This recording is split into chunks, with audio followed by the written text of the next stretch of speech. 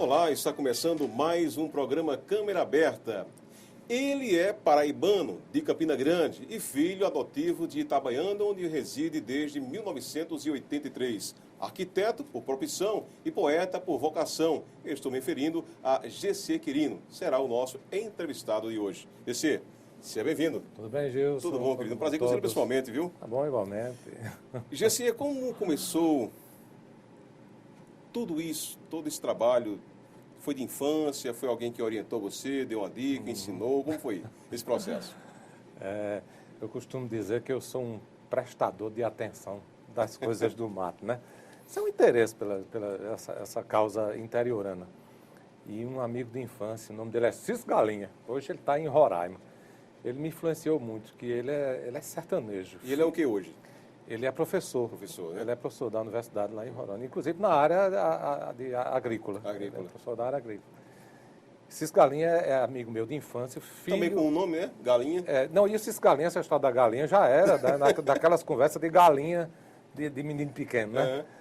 Então, e Cis Galinha é filho e neto de sertanejos. E as férias deles, ele voltava com as notícias dos sertões e eu ouvia aquilo ali com interesse muito grande e achava, né, aquilo o máximo, em primeiro lugar, porque eu não tinha esse contato, né? Então, a partir daí, eu passei a ter interesse por essa causa. Com relação à poesia em si, eu costumo até dizer que o declamador, GC Quirino, nasceu primeiro do que o poeta. Eu sempre fui de declamar, de colocar um jeitinho quiriniano, agora, isso em pequenas histórias. E, na realidade, isso foi uma arma que eu descobri na época de colégio, porque eu sempre fui muito tímido, muito assim, reservado. E tem aquela coisa, hoje chama o bullying, né? Bullying. Mas na época da gente era o tapão mesmo, era a dedada, não era? Era. E era isso, ou seja, por conta da timidez, eu era ofuscado assim, pelos mais velhos.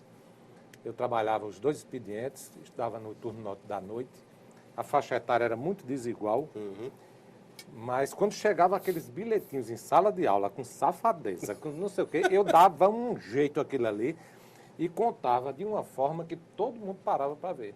Então, aqueles grandões, os namoradores, os brigantes, vamos vir aqui e tal. Então, eu achei que isso era uma arma importante para ser, né, trabalhada. A partir daí, eu passei a declamar e dizer coisas, ou seja, teatralizar mais as histórias.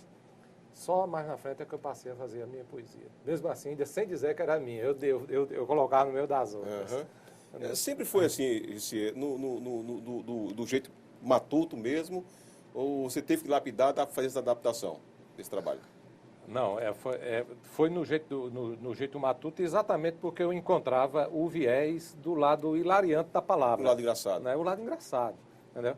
Então, qualquer história dita com o viés do matuto, ela tem um pulo do gato, uma sabedoria, né? Respostas bobas.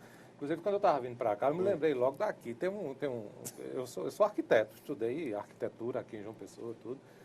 Morei muito fora. É tanto que a minha visão poética, eu digo assim que ela é meio cosmopolita, porque eu não sou sertanejo, eu sou de Campina Grande. Estudei em Recife, trabalhei em Recife, estudei aqui em João Pessoa, e, no entanto, todo o meu foco é para a cidadezinha menor que existe no sertão. Né? Chamado Confondão do Judas, né? E andei muito com pessoas ligadas às bases interioranas. Jordão é um amigo meu da Clinor. E Jordão era caririzeiro, daqui do Congo. E ele morava aqui no edifício Santa Rita, aqui atrás. E ele desceu lá do edifício e foi tomar uma sopa aqui no mercado. Ele chegou, foi ele, Roberto Santos, chegou lá e disse, Dona Maria, me deu um prato de sopa. Ela foi, trouxe a sopa, ele foi tomar, disse, essa sopa tá com gosto de teflon. Aí, prova aqui, Roberto. Roberto tomou, não, presta não. Presta não. Disse, Dona Maria, olha, essa sopa não presta não. Ele fez, por quê? Ele fez, ela tá com gosto de detefon. Ela disse, também, vocês não tem quem entenda. Um dia com gosto de barata, a gente dá um jeito. Olha, quem conhece o GCE passa distante, viu? Que se você errar alguma coisa, ele pega e transforma em piada. GCE, em causa. Em causa. GCE, você lembra de alguma dessas presepadas do interior que você conseguiu pegar e transformar num trabalho. Você lembra de algum desses? Até pegando o gancho ainda do que falamos em piada em causa, o causo, ele, diferentemente da piada, ele vem de uma acontecência. Entendeu? Real. É uma coisa real. Muitas vezes cada contante, ele dá uma variada, ou seja, ele floreia em função da sua forma de contar. Já a piada não, a piada é uma coisa que é fabricada para ser piada, né? Exato. Então, quando eu me filiei ao caos, é porque isso aqui foi um fato real que aconteceu com o Jordão, um amigo meu, e como inúmeros outros que acontecem, e apenas as pessoas dão, né, um jeitinho, né, para contar. E o interior, Gissi, é um celeiro disso, né? Um celeiro. Não, algumas coisas assim do ponto de vista poético, dizemos assim, você construir a poesia é uma coisa mais solitária. Ou seja, é aquela coisa que eu sou muito de anotar palavras e tal. E tem alguns, já aconteceu um fato, por exemplo, assim, que contribuiu para uma faísca poética que eu utilizei depois. Mas foi uma coisa muito curiosa. Eu sou muito de anotar. Eu trouxe aqui alguns papéis anotados, tenho um talão de cheque anotado, gravador na porta do carro, gravador no celular. Então, uma coisa curiosa que surge aqui, ali, eu já estou anotando, estou gravando aqui para não perder. Porque se a gente não anotar, a gente esquece. Chega em casa, eu digo, rapaz, teve uma coisa tão interessante. Teve uma vez que eu fui almoçar, isso foi em Mossoró. Eu estava almoçamos lá, e o arquiteto, eu estava em formato de arquiteto. E eu chamei a garçonete, uma matutinha, terminamos o almoço, eu disse, o que é que você tem de sobremesa? Ela disse, de sobremesa tem doce de goiaba, tem doce de mamão, tem doce de coco, tem doce de banana e tem banana pessoalmente. Rapaz, quando ela disse banana pessoalmente, eu digo, por favor, me dê um lápis e um papel. Ela ficou assim meio assustada, sem saber o que foi que fez, o que cometeu. Mas eu anotei, solenemente, banana pessoalmente. E isso eu usei depois, numa poesia. Ou seja, foi uma faísca poética que surge a partir da ingenuidade, até da pureza da alma dessas pessoas, né? Ela estava querendo falar em banana in natura, né? Exato. Mas eles têm essa natureza, essa simplicidade. E são essas coisas que a gente não pode deixar passar batido. Né? E o bilhete, Gissi? Algum bilhete do passado? Tem algumas coisas. Essas lembranças do passado é um processo, assim, digamos assim, mais de pesquisa mesmo, sabe? Eu me debruço. Eu tenho um interesse muito por essa. Eu sou meio saudosista, muito saudosista. E tem uma coisa que me remete, é como se eu tivesse descido no lugar, na estação errada. Eu acho que eu desci em 1948, tá entendendo? Então eu tenho aquele interesse pela causa de outros outroras, como diz o poeta. Muito pelas raízes, né? E eu fiz o poema Vou-me Embora para o Passado, poema longo, dura 8 minutos e meio, e depois que eu fiz esse poema, as pessoas se emocionavam com ele, tanto crianças, jovens, adultos, passaram a me fornecer elementos de coisas do passado, né? E não só elementos, como objetos. Chegam lá em casa, chega rádio, chega um certificado de uma geladeira Kelvinator, né? E porque eu vou dizer só um fragmento aqui do poema, eu digo assim, vou-me embora para o passado. Lá sou amigo do rei. Lá tem coisas daqui, ó. Roy Rogers, Buck Jones, Rock Lane, Doris Day. Vou-me embora para o passado. Vou-me embora para o passado, porque lá é outro astral. Lá tem carros Vermaguete, Jeep Willys, Maverick. Tem Gordini, tem Buick, tem candango e tem rural. Lá dançarei twist, uli-guli, iê-iê-iê. Lá é uma brasa, mora, só você vendo pra cá. Assistirei rin-tin-tin, ou mesmo Gini é um gênio. Vestirei calças de lycra, faroeste, dura bem, tecidos sanforizados, tergal, percal e banlon. Verei lances de anágua, combinação, califon, escutarei Audilá, Dominique, Nique, Nique, me fartarei de grapete na farra dos piqueniques, vou-me embora pro passado, e por aí vai. Gissi, tua família tem alguém que também trabalha nessa área, seus pais? Papai é poeta, papai faz uma poesia circunspecta, dizemos assim, poeta erudito de bancada, mas a gente eu não foi uma coisa assim de olhar, de ver papai fazendo a poesia, de olhar a poesia de papai, foi uma coisa que meio que natural. Ou seja, eu procurei enveredar pelo lado da poesia, muito mais pelo lado teatral da poesia, do que pelo lado da palavra, propriamente dita. Hoje aconteceu um processo inverso. Eu publiquei o primeiro livro em 1996, foi o Paisagem de Interior.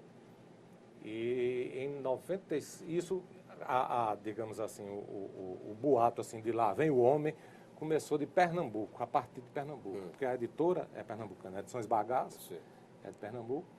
Então, aquele grito de Lá Vem o Homem começou pela crítica e pela imprensa, essa coisa toda, pernambucana. Então, a partir daí, vieram os outros livros e tudo mais. E o que me impressionou foi a responsabilidade que eu passei a ter a partir dali. Porque as pessoas passavam a discutir filosoficamente uma coisa que eu fiz de banda voou, meu irmão. Eu fazia aquela história, entendeu? E dava certo. E dava certo. E outro, eu via professores, entendeu, analisando isso aqui, GCE, analisou o lado socioeconômico do sertanejo na situação da seca. Eu não analisei nada, meu. Eu fui fazendo. Agora, depois, quando os professores começam a traquejar nessa área filosófica, a gente começa a ficar meio assustado, como quem diz, rapaz, e o negócio é sério. É sério. Aí, é tanto que os dois primeiros livros, o Paisagem de Interior, Agruras da Lata d'Água, então são poemas que tiveram um processo de maturação maior. Ou seja, uma coisa que estavam guardadas, entendeu? Eu fazia, ficava guardado. As pessoas diziam, já sei, por que é que tu não publica? Eu digo, não, publicar não. Mas, enfim, quando publiquei o primeiro livro, foram com poemas bem maturados, ou seja, já de bastante tempo. Já do terceiro livro para frente é diferente. Inclusive, a gente percebe isso. Porque eu escrevi os poemas para eles serem publicados. Entendeu? E sabendo que já havia uma expectativa nesse sentido, de professores, de alunos. E isso foi me dando uma carga de responsabilidade, digamos assim, maior. E hoje, cada palavra que eu escrevo, ela é filtrada em 7 águas, feito quem lava fava brava. São quantos livros, Luci? São 8 livros. 8 livros, né? Quando foi que você passou vamos dizer assim, daquela fase de amador para a fase profissional? Esse despertar. Isso foi um processo, eu digo que lento, foi feito lentamente, e uma coisa que às vezes eu até nem me dou conta. Foi natural. Foi natural. Eu passei a fazer lançamentos do livro. Então, eu fazia um lançamento em Campina Grande, um lançamento em Recife, e esse lançamento era seguido de um recital. E esses recitais chamavam muita atenção das pessoas. Eu acho que principalmente pela presença de palco e pela questão da memorização. Porque tem gente que vai assistir para procurar onde eu erro. Sabe? Tem gente que fica assim, ó. Tem gente que bota o livro na mão e fica assim, e tiver o cara assim, o cara não erra, não. Então, esse desafio de me concentrar na apresentação foi uma coisa que foi trazendo cada vez mais presença de palco. Né? E a partir de 98, já no segundo, terceiro livro, então em 2001 eu lancei o livro Prosa Morena. Esse livro, Prosa Morena, eu atendi a um pedido que eles me faziam muito. Fazia, GC, por que você não grava? Porque o livro era só um livro, com os poemas escritos.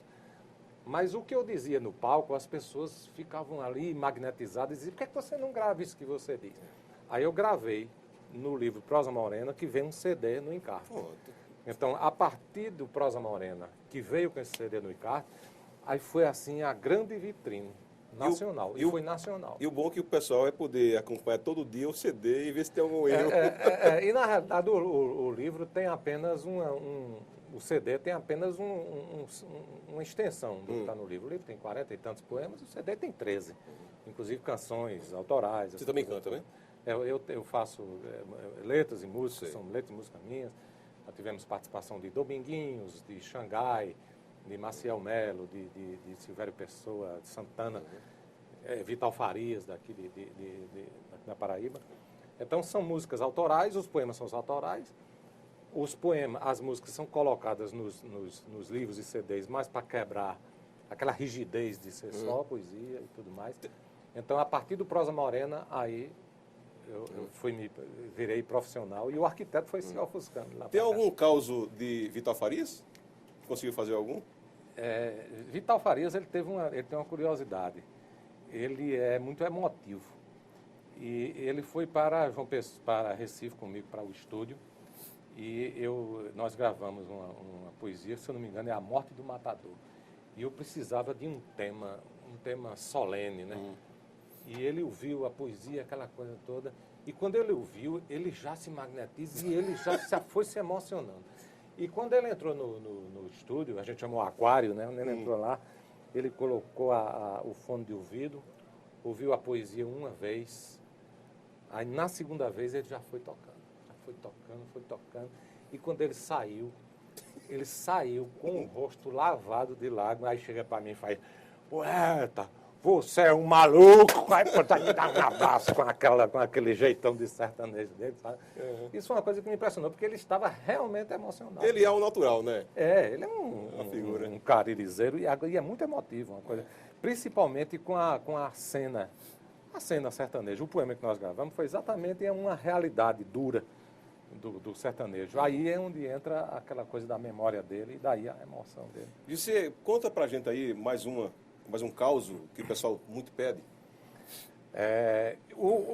Tem o caos que eu chamo da acontecência, esse que eu falei do menino, essa da menina da banana do restaurante. E tem outros que eu chamo de caos também, mas ela é um conto, porque é uma coisa escrita, ou seja, eu pego uma ideia de zero e vou escrever o caos. E já teve uma história que eu faço, que eu conto, é a história do Matuto defendendo a sua aldeia do ponto de vista da saúde. Aí o Matuto diz assim, padre velho, eu vou dizer um negócio a vai me ser. Uma coisa que não existe no sertão é problema cardíaco. O problema cardíaco é uma doença que se adquire com o vírus da letra I. Imposto de renda, IPTU, ICMS, emplacamento de carro, engarrafamento e estresse. Essas são as palavras que causam problema cardíaco. E no sertão não tem essas palavras. Mas mãe se irmão dos pés disse, Pedro, tu cuida no teu problema cardíaco. Eu disse, mãe, eu não tenho problema cardíaco. Eu disse, Pedro, tu cuida no teu problema que teu pai morreu desse problema.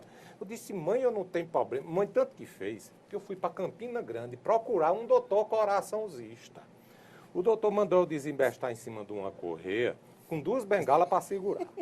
Aí eu disse, bota correia. Aí o doutor botou correia. O doutor disse, bota correia. Aí o doutor botou correia, botou correia, botou correia, botou correia. O doutor disse, está cansado? Eu disse, oxe, e o Vera de eu me cansar por uma correia? Se eu vou todo dia no alto do bote buscar lenha. Se eu vou todo dia no riacho dos caçotes buscar água. Ô Vera de eu me cansar por uma correia, bota correia, doutor. O doutor botou correia, botou correia.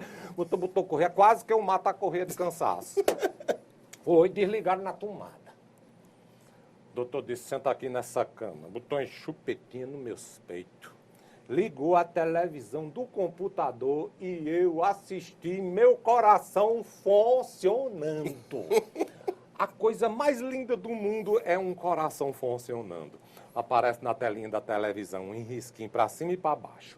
Um trisco, um pum e uma linha. Um trisco, um pum e uma linha. Um trisco, um pum e uma linha.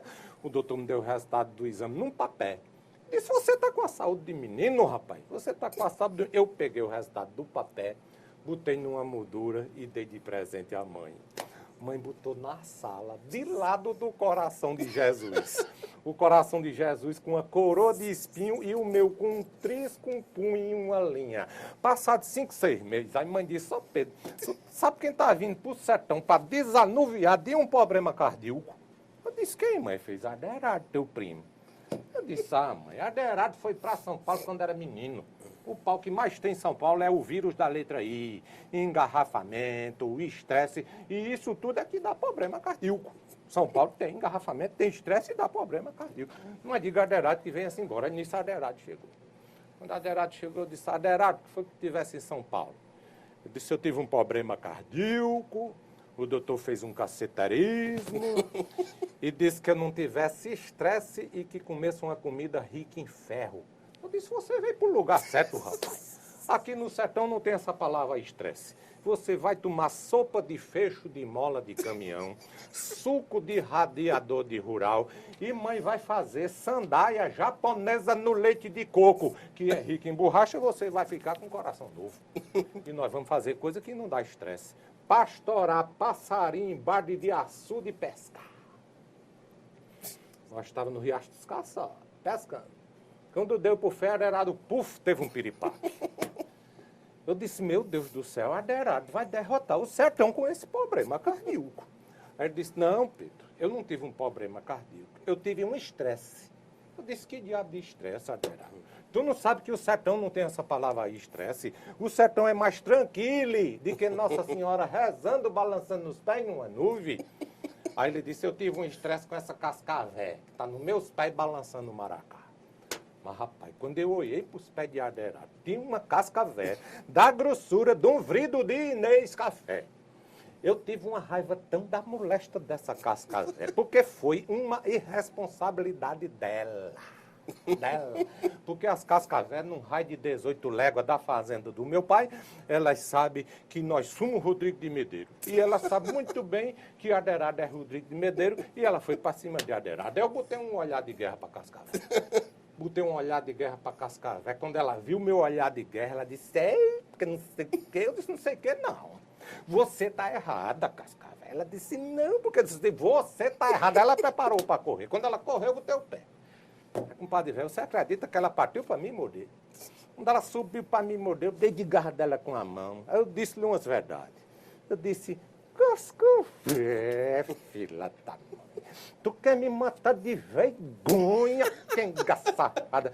Tu quer que o povo pense que o Riacho dos Caçotes é o rio Tietê e que esse barde de açude é a Avenida Paulista, quenga safada. Tu não sabe que Aderado é meu primo e que ele tem problema cardíaco? Aí ela botou a linguinha pra fora e disse, desculpe. Aderado deu uma carreira que encheu o bolso da camisa de terra e ralou a orelha no chão. Chegou no posto de saúde botando os bofos pra fora. Aí o doutor disse, o senhor está sentindo falta de ar? Ele disse, não, estou sentindo falta de São Paulo. Eu disse, deixa esse fela da puta ir para São Paulo. Vá-se embora para São Paulo. Olha, um caboclo que não pode ver uma cascavé pedindo desculpa a um sertanejo, acaba desse tem mais aqui, tá em São Paulo. Vá para São Paulo, meu filho, vá para São Paulo. Aí nisso ele foi-se embora. Aí o doutor chegou, me chamou e disse, ei moço, vamos acertar as contas? Eu disse, vamos. Ele disse, tem plano de saúde? Eu disse, tem não, ele não tinha plano de adoecer. Ele disse, vá-se embora, vá. E você falou aí um trecho aí que tem uma sua, que você costuma contar, é aquela que de não sei o que, esse é um matuto que foi assistir um filme, né? Você pode também citar essa agora aí pra gente? Você lembra, né? Essa é uma história longa. Eu vou dizer um fragmento dela aqui também, fazer contar um fragmento dela, porque não é o seguinte, eu procuro visualizar na história do quando eu falo, cito o Matuto, eu cito em forma de homenagem. Eu sei. Entendeu? Porque vem da simplicidade deles, vem da pureza da alma, e não é ignorância, é ingenuidade mesmo. Então, quando eu faço a história do Matuto, eu digo que é um Matuto analfabeto de pai, mãe e parteira, que sai do sertão e vem para a capital assistir um filme estrangeiro legendado. Ele assiste o filme todinho. Quando ele volta para o sertão, ele conta o filme todinho. Porque não tem dificuldade para matar. Junta aquela moçada na frente dele. Aí ele diz, rapaz, eu fui lá na capital. Eu assisti um filme altamente internacional. Pensa num filme internacional e tem uma coisa, filme mafioso. Filme mafioso. Tinha dois artistas. O artista que sofria e o artista que salvava.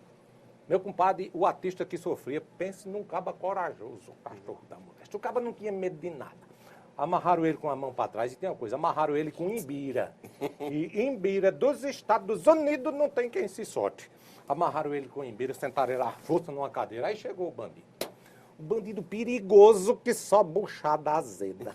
Invocado que só um fiscal de gafieira. Sério que só um porco mijando.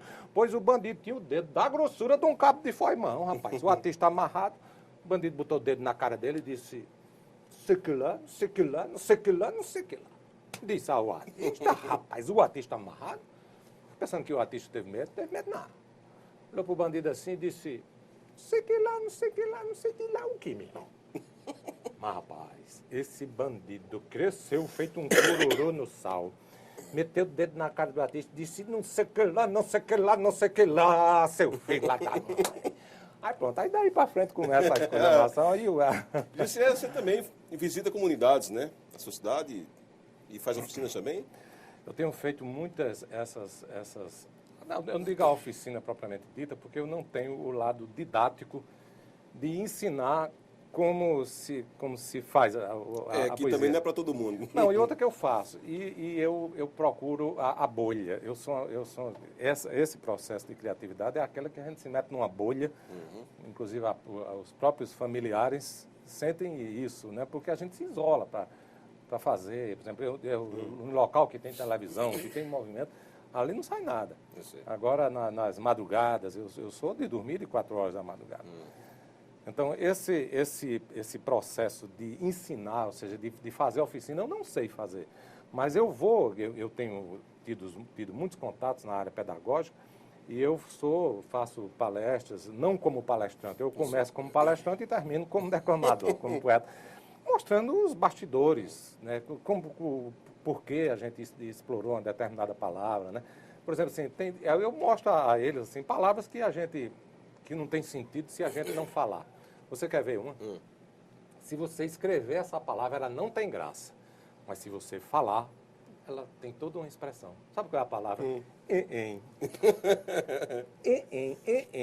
É uma palavra para ser dita, né? Aí eu fiz um poema. Fiz esse poema, inclusive, para minha mulher. O nome do poema é que coisa mais linda. Aí eu digo: quando ela vem de mesmo, que coisa mais linda. É um agrado agradável, inocente, imolestável, que para mim nunca se finda. Sandalinha lepo-lepo, vestidinho bem folote, dou um chegue na cintura, tá com cheiro no cangote. Vejo o corpo torneado, morenoso, jambeado, de amor cheio de mote. Ela vai se legalzando, vai logo se coisa e tal, o consciente e o sub cai no serviço camal. Dá a impressão que o mundo está na hora do recreio, que o ping-pong da vida esqueceu o desenfreio, que deu silêncio na terra, que Saddam, velho de guerra, acabou com o tiroteio. Eu nela me esparadrapo, mercúrio e cromo no amor. Dou um beijo assaborado, calmoso e alegrador, e vou me desvermelhando, feito um pijama secando, morrido no quarador. Nós temos muitas palavras que, às vezes, a gente também não vê ninguém assim mostrando a tradução. Inclusive, alguns escritores já fizeram alguns trabalhos aí, mas você não pensou assim de fazer um dicionário da nossa língua, não? Não, isso é muito trabalhoso. É um coisa trabalhoso, porque aí tem o lado a responsabilidade aumenta mais ainda, porque você, a partir dali, você já está dando o significado. Então, eu tenho isso mais como fonte de pesquisa, entendeu? E eu acredito que eu devo ter uns 11 dicionários. Muitas coisas se repetem. Sim.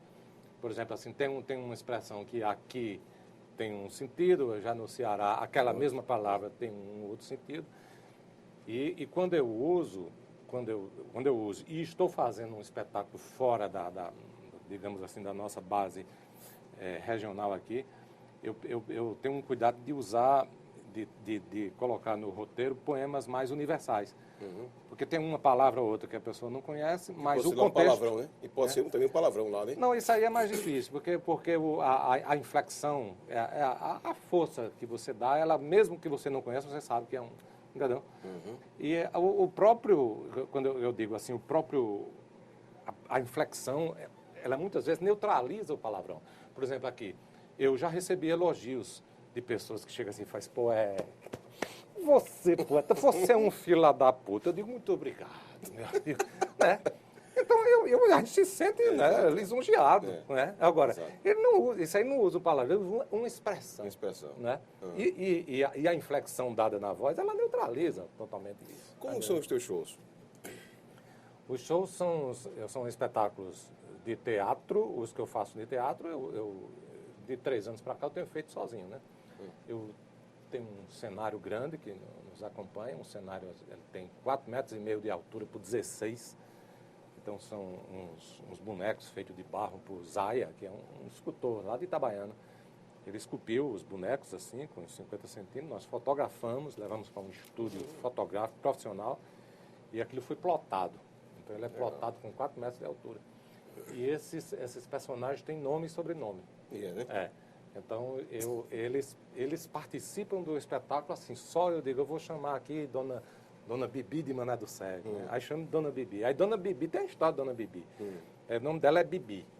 O avô dela é o cego. E o pai dela é Mané. E o nome dela é Bibi de Mané do Cego. Isso é uma coisa muito comum no interior. Né? As pessoas terem o nome ser agregado a uma profissão, ao pai, à mãe, às vezes até um defeito físico e tal. Entendeu? Então, esse espetáculo nós já fizemos em todo o Brasil. Temos assim, a felicidade de encontrar uma resposta, uma receptividade muito grande. E eu digo assim que eu trabalho assim, digamos assim, na contramão. Porque fazendo poesia matuta, né, indo para um palco sozinho, com textos relativamente longos, porque hoje, com essa coisa de internet, as coisas têm que ser na velocidade de Herodes para Pilatos. É verdade. Então, você não pode dizer nada que ultrapasse 140 palavras. Né? Quanto tempo é a tua apresentação? É 1 hora e meia. 1 hora e meia, né? 1 hora e meia. Tenho percorrido todo o Brasil, inclusive já fui no Acre, já fui no Rio Grande do Sul. E uma coisa que nos surpreende é o quanto as pessoas conhecem. A gente pensa, eu chego num território distante, em Tocantins, aí chega lá, todo mundo diz assim, eita, logo nordestino tem em todo canto. Tem todo canto. E aonde tem, o cara manda o livro. Ou quando não manda o livro, manda mensagem pela internet. Então, né? Mas você aumenta um pouco a apresentação de acordo também com o que o povo está rindo? Não, o roteiro muitas vezes eu tenho um roteiro fixo aqui e esse roteiro muitas vezes ele é modificado, porque cada espetáculo quem faz o espetáculo é o público. Sim. Não é uma coisa que depende do artista, depende do público. Então a reação das pessoas é uma coisa impressionante. Então muitas vezes eu vou moldando. E outra que o espetáculo ele é um tobogã. Tem horas que eu estou aqui dizendo um poema, vamos embora para o passado, as pessoas estão chorando. Daqui a pouco eu falo num poema da infância. Tem um poema que eu falo da minha lancheira, o cheiro que eu tinha na minha lancheira do Instituto Domingos Sávio. Cheiro de kisuke? É um cheiro de lancheira. Cheiro de lancheira é um cheiro de lancheira. E tem pessoas que ficam emocionadas na plateia. Daqui a pouco eu estou contando um caos aqui, bem engraçado, tá entendendo? Então tem esse tobogã, né? E não é necessariamente uma coisa que é seguida à risca o roteiro. É uma coisa muito mais de olho no olho. Jussi, foi um prazer tê-lo aqui. Obrigado por ter essa consideração de nos conceder a entrevista. Você veio de Itabaiana para cá, né? Parabéns pelo trabalho. Tá bom, muito obrigado. E sucesso, viu? Tá bom. Quer deixar aí o contato? Pode ficar à vontade. Através do site gcequirino.com.br. Lá no site tem toda a historinha, né? Tem a programação, a agenda do poeta, o perfil do poeta, algumas fotos com personalidades do meio cultural de todo canto. E a mensagem que eu digo é: em linguagem de igreja, quem chama o povo é o sino. E na linguagem brejeira, caririzeira e sertaneja, é com Gessi Quirino. Valeu, Gessi. Um abraço, viu? Bom, a você também o nosso muito obrigado. Até a próxima.